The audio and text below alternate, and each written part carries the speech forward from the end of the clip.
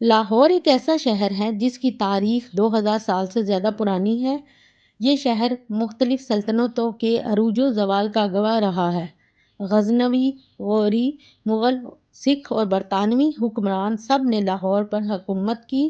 مغل بادشاہوں نے یہاں شاندار باغات، محل، قلعے اور مساجد تعمیر کروائیں، جن میں شاہی قلعہ، شالیمار باغ اور بادشاہی مسجد شامل ہیں۔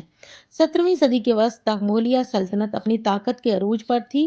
اورنگزیب عالمگیر، جو مغل سلطنت کا چھٹا اور آخری طاقتور بادشاہ تھا، اسلامی طرز حکمرانی اور مذہب سے وابستگی کے لیے مشہور تھا۔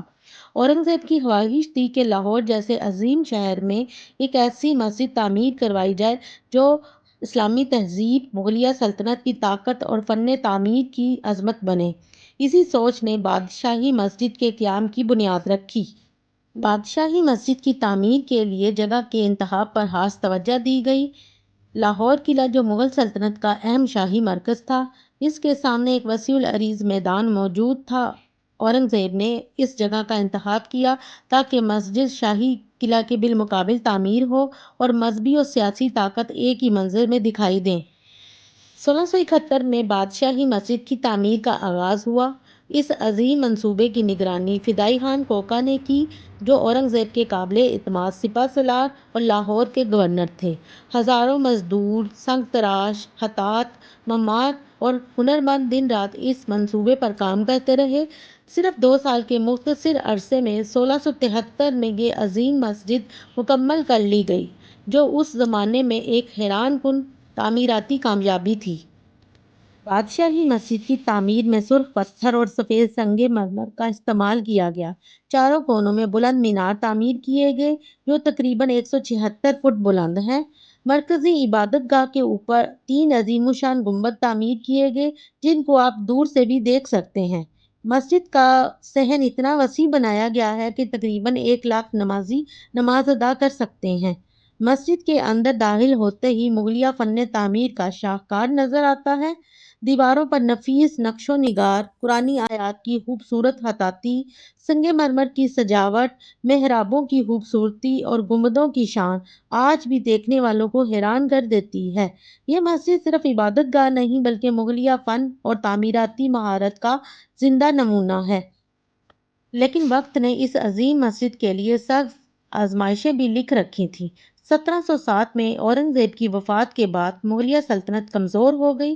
بالآخر 1799 میں لاہور پر سکھ حکمران راجہ رنجیت سنگھ کا قبضہ ہو گیا۔ بادشاہی مسجد، جو کبھی مسلمانوں کا عظیم مذہبی مرکز تھی، اپنی رونق کھونے لگی۔ راجہ رنجیت سنگھ کے زمانے میں مسجد کے وسیع صحن کو فوجی استبل بنا دیا گیا، جہاں گھوڑے اور اونٹ رکھے گئے۔ مسجد کے کئی حصوں کو فوجی مقاصد کے لیے استعمال کیا گیا۔ تاریخی حوالوں کے مطابق مسجد کے بعض قیمتی پتھر دوسری عمارتوں میں منتقل کیے گئے۔ یہ بادشاہی مسجد کی تاریخ کا سب سے تکلیف دہ زمانہ تھا۔ 1849 میں پنجاب میں برطانوی حکومت کا قبضہ ہو گیا۔ ابتدا میں انگریز فوج نے اس مسجد کو فوجی تربیت کے لیے استعمال کیا، لیکن مسلمانوں کے مسلسل مطالبات کے بعد 1852 میں حکومت نے مسجد کی تاریخی اور مذہبی اہمیت کو تسلیم کر لیا۔ چنانچہ مسجد کی مرمت اور بحالی کا کام شروع ہوا۔ سب سے پہلے مسجد کے صحن کی صفائی کی گئی۔ ٹوٹے ہوئے فرش، دیواروں، محرابوں اور میناروں کی مرمت کی گئی۔ مسجد کی خوبصورت خطاطی، نقش و نگار اور آرائشی عناصر کو محفوظ رکھنے کے لیے ماہر معماروں اور کاریگروں کی خدمات حاصل کی گئی تاکہ اصل مغلیہ طرز تعمیر برقرار رہے۔ اگلے کئی سالوں تک وقفے وقفے سے مسجد کی دیکھ بھال اور مرمت جاری رہی۔ 20ویں صدی میں بھی مختلف ادوار میں اس تاریخی ورثے کی بحالی کے منصوبے بنائے گئے۔ قیام پاکستان کے بعد حکومت نے بادشاہی مسجد کو قومی ورثہ قرار دیتے ہوئے اس کی مکمل بحالی پر خصوصی توجہ دی۔ ماہرین آثار قدیمہ، انجینئرز اور روایتی کاریگروں کی برسوں کی محنت سے مسجد کو اس کی اصل شان کے قریب لانے کی کوشش کی گئی۔ میناروں کو مضبوط کیا گیا، گنبدوں کی مرمت کی گئی، اندرونی نقش و نگار کو دوبارہ نمایاں کیا گیا اور صحن کو بھی اصل انداز میں بحال کیا گیا۔ آج بادشاہی مسجد صرف پاکستان کی ایک تاریخی عمارت نہیں بلکہ پوری اسلامی دنیا کے عظیم ترین تعمیراتی شاہکاروں میں شمار ہوتی ہے۔ ہر سال لاکھوں سیاح اس مسجد کو دیکھنے آتے ہیں۔ جب سورج غروب ہونے لگتا ہے اور مسجد کے میناروں سے اذان کی آواز بلند ہوتی ہے تو یوں محسوس ہوتا ہے جیسے صدیوں پرانی تاریخ زندہ ہو گئی ہو۔